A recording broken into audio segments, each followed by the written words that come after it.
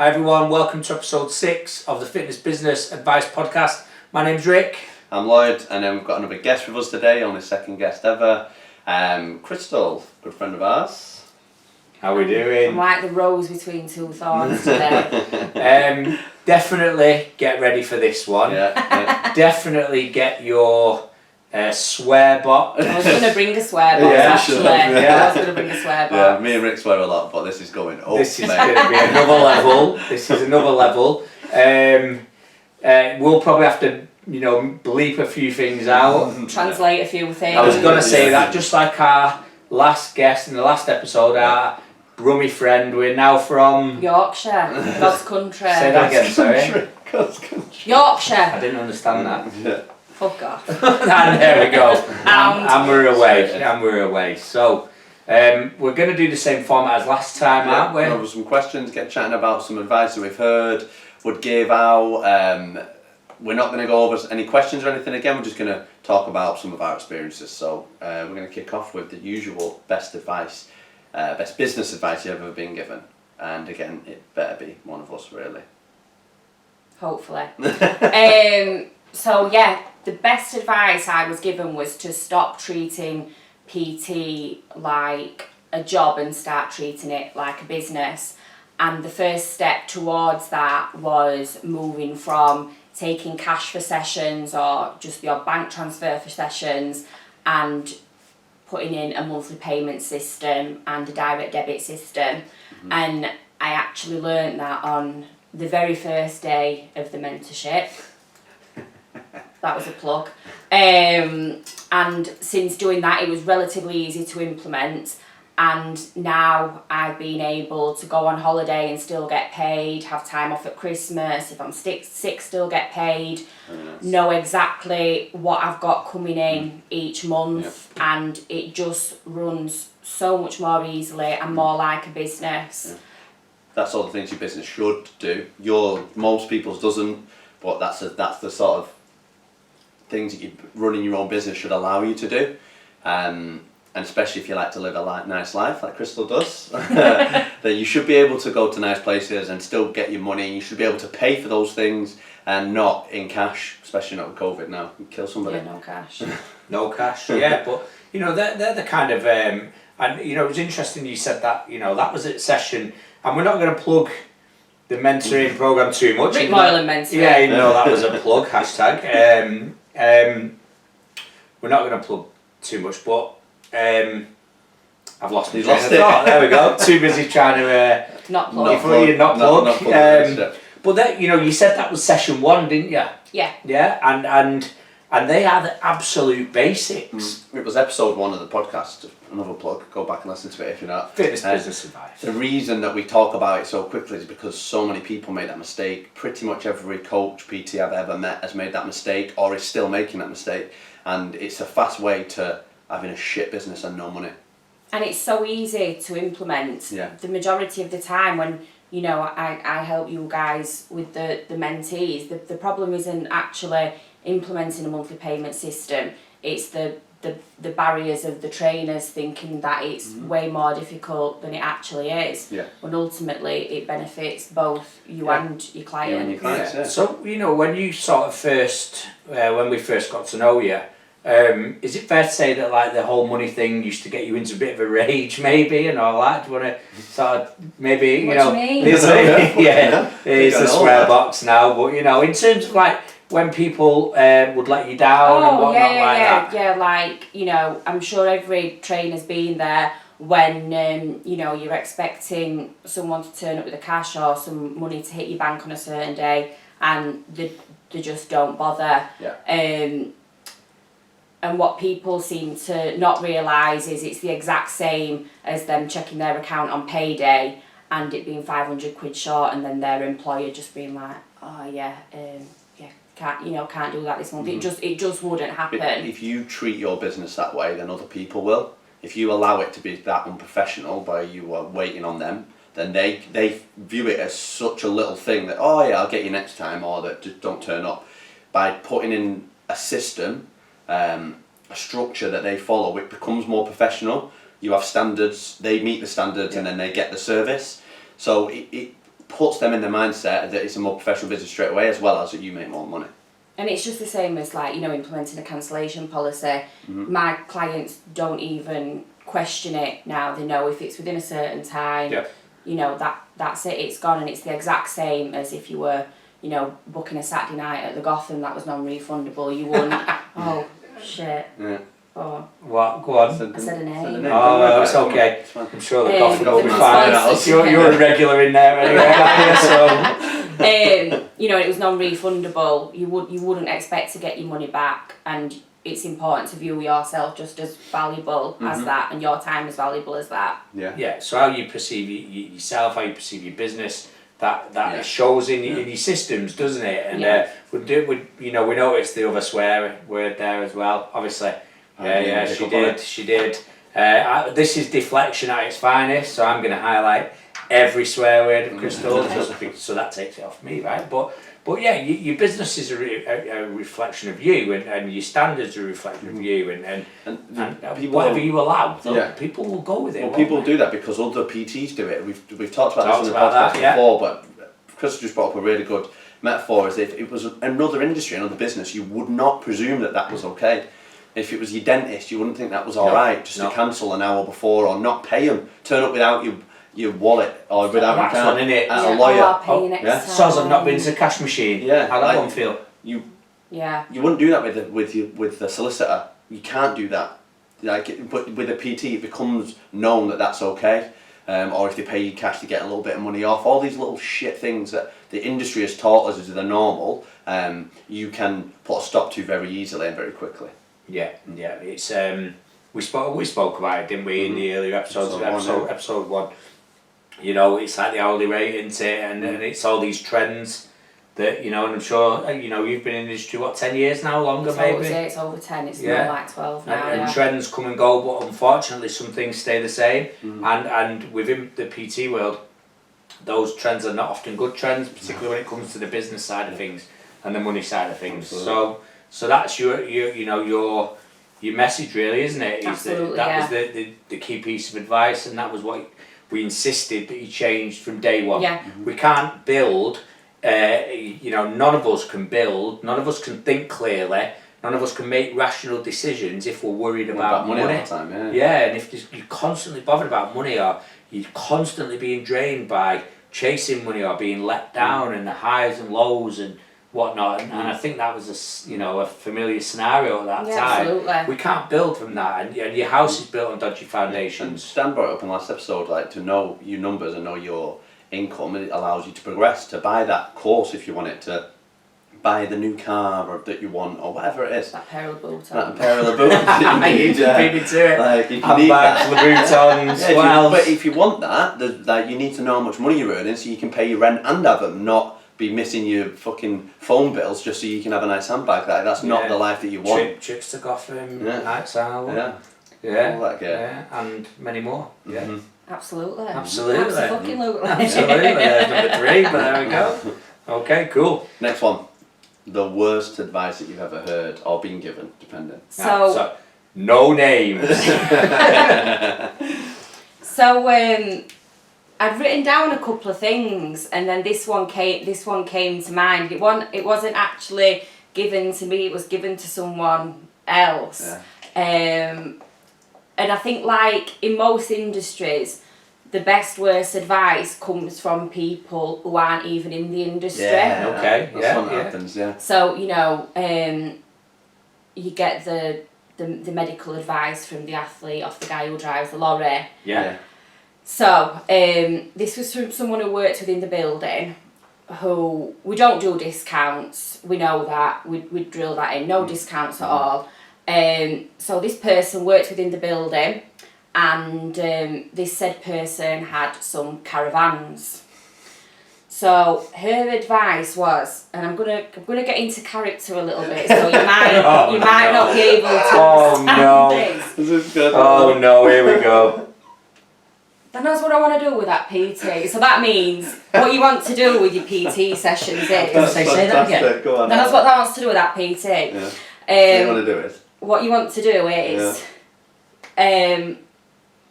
So what I do with my caravans is, when kids are off school, put prices up.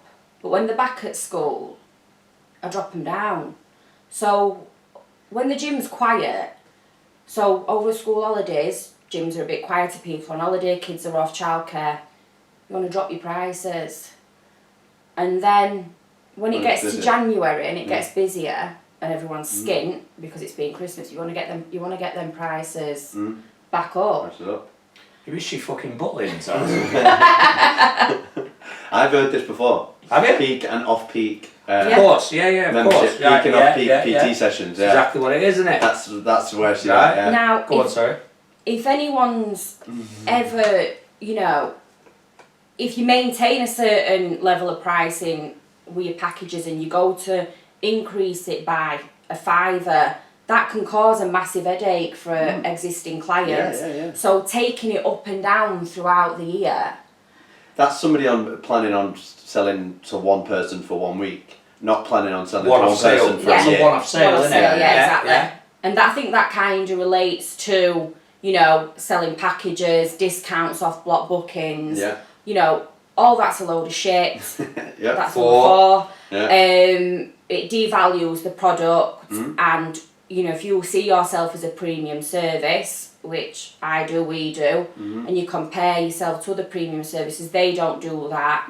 So, what was it? Act as if. Act as if, yeah. Plug one of Ric Moylan's comments for you there. It wasn't mine, well, but it was actually, we can't say, can we? No. In case he comes after us. No names. I wish he'd come after me. Anyway. Oh, God. Oh, here we go. Act as if, so treat yourself as a premium service, don't discount, don't devalue your product. We did say these podcasts were never going to be scripted, didn't we?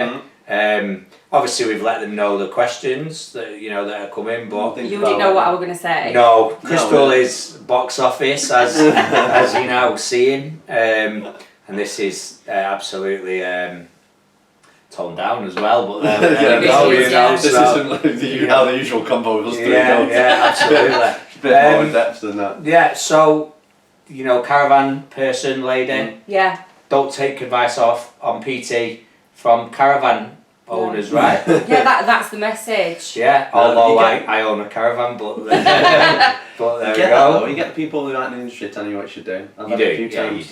you do. What UPT should do is, this is the thing, yeah. I mean, you wouldn't take driving. We say this all the time. You wouldn't take driving lessons off someone who can't drive. Cookery lessons off someone who can't cook, etc., etc. Oh, the best one is the guy that used to be a PT, but now works in an office because he failed at being a PT. Failed PT. Yeah, telling you I'm a PT. I'm a PT. I'm a qualified PT. Yeah. I used to be a PT. I once had a guy. I think he worked with my sister or something. I can't remember. I was speaking to him in the casino. I was drunk, so I can't remember it fully. But he was telling me that he was going to be a PT because he got himself in such good shape and he was in such average shape. It was unbelievable. I was like, oh, you done a few press ups? Like, not exactly. They weren't Arnie. Do you know what I mean? Like, look at this. I would have gone, fucking hell, all right, mate, well done. But he was like, bang average. Could barely fill out a medium t-shirt telling me he was going to be a PT because he got himself in such good shape. And I was like, there's a little bit more to it than being in good shape, even if you were. Like, that would be a different thing. But yeah, people banging out information when they don't have a fucking clue what they're talking about. And I'm sure a lot of industries get that, but it's rife in this one, yeah. Yeah, and I'm going to go there. I'm going to go there. It might not be very popular, but fuck it. And there's one for me. Club managers. Yeah.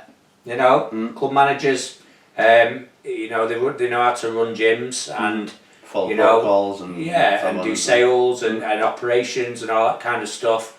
And obviously, I know quite a few. And some of them do know about PT and do know the PT model and all that kind of stuff, but not all of them. So I suppose what we're saying is, be careful where you get advice from. Right? Came up last time as well. Yeah, which I was say it came up last time. Yeah. Yeah. Okay. Cool. Next one. Good on this.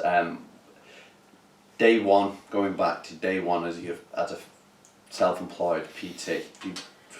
I'm guessing you've not long been out of uni, right? No, not long. So what advice would you give yourself if you could at that point? It would be to go and source. You've learned how to become a PT, but you've not learned learnt how to run a business. So it would be to go and source some kind of mentorship. Some real business advice. So I'd been PTing coming up 3-4 years before I joined the mentorship, and while I had a good business in terms of the amount of sessions I were running, which was the golden tag, I didn't have a business, and I kind of view that time as a lot of time wasted, and certainly a lot of energy wasted from working. Obviously we want to work hard, but working hard and not necessarily smart. So that kind of ties in what I'd say to myself as well, work smart.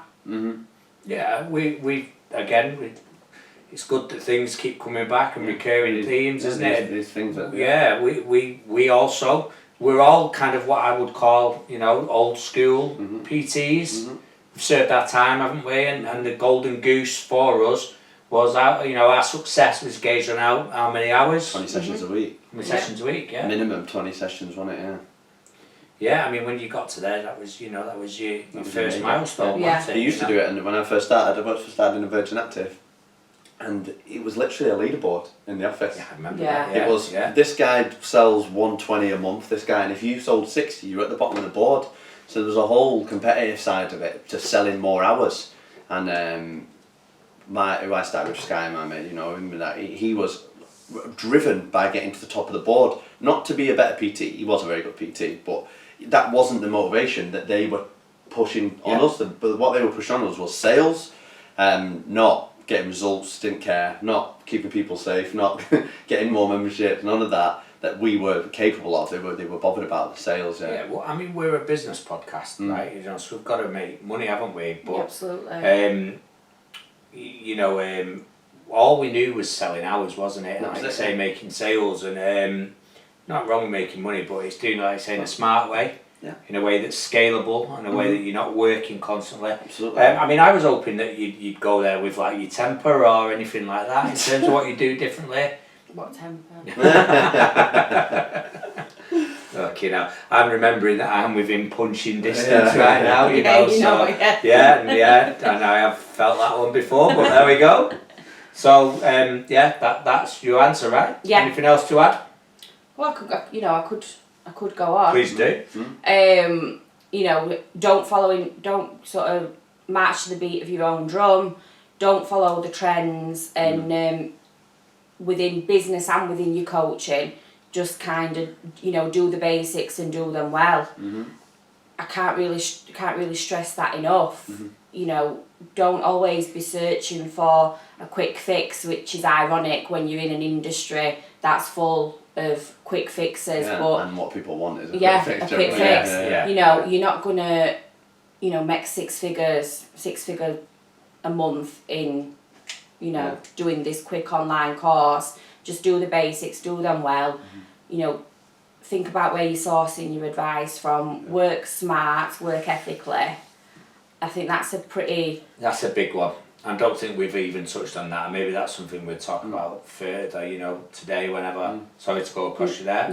But I'm not that sorry, working ethically is crucial, right? Yeah, and I was kind of, I was going to interject when Lloyd was saying, but it was in mid-flow there.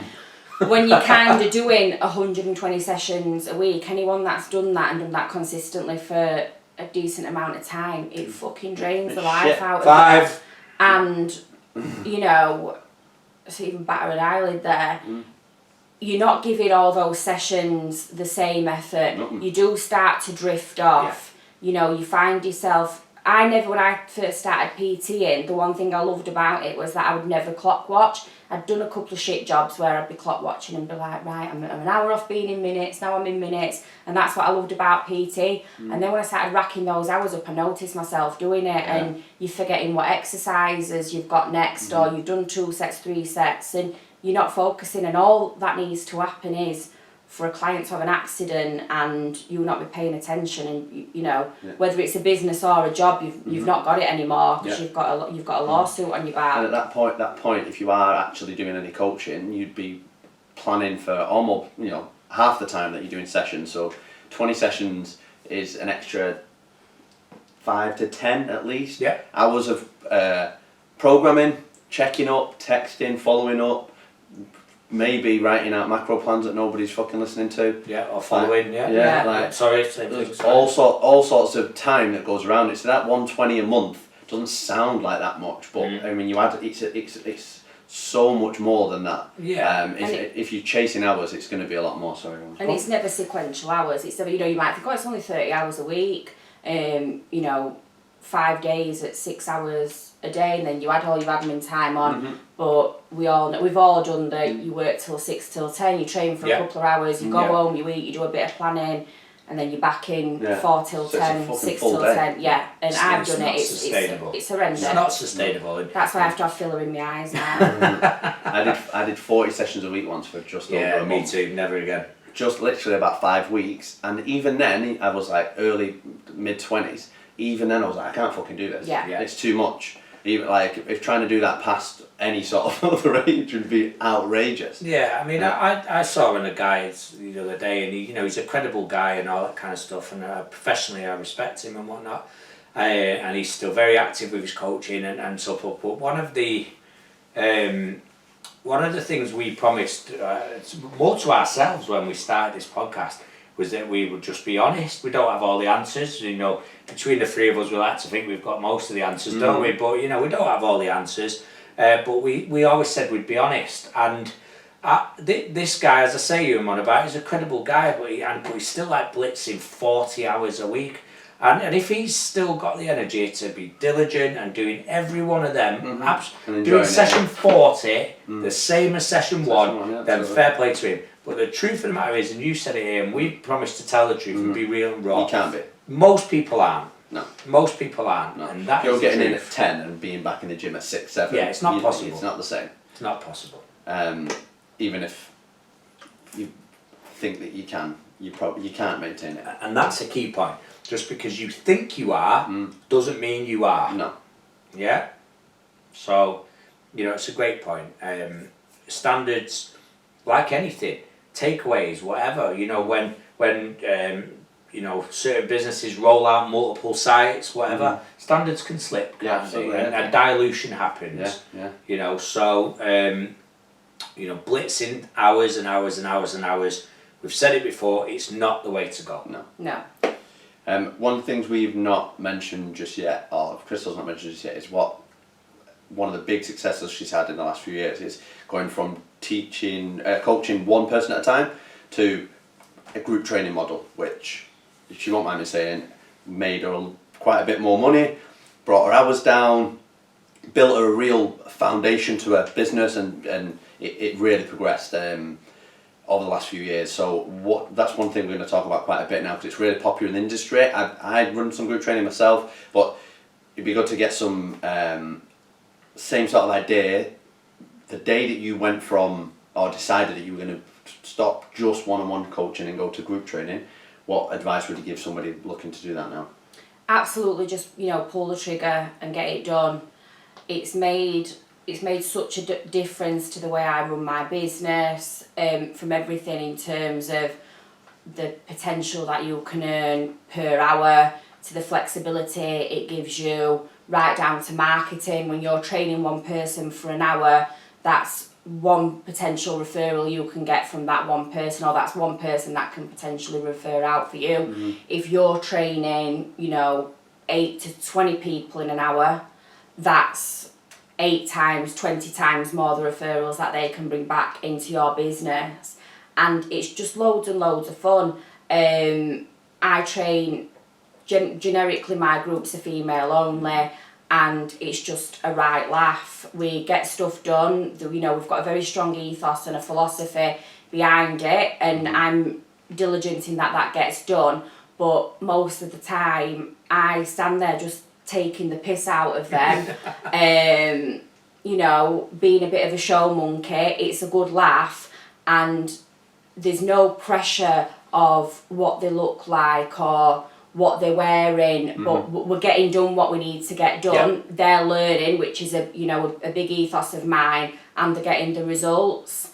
And then, like I said, in terms of the business, I bought back a lot of time. And I remember doing a presentation on the mentoring where in a 12-month period of time, I was earning the same money, but I was doing exactly half the hours. And that then allowed me to, as you say, buy back some time to work on my passion project. So even though that hadn't been a growth or progress financially, it had still been a growth for my business and for me as a it coach. had aligned with your goals, hadn't it? It had, and yeah. That's crucial. Because what you do, like, who wouldn't want to work half the amount of hours for the same exactly. money, right? And what you do with that time is, if you've got something you really want to work on, you've got things to work on for yourself or anything like that, if you want to spend it doing fuck all, like, it's nice to have the choice, isn't it, rather than having to, well, what we've just been there's talking a glory about. in the industry, isn't there, in beast mode, and, you know... Being busy. Yeah, let's... People glorify being busy more than doing progression, absolutely. And,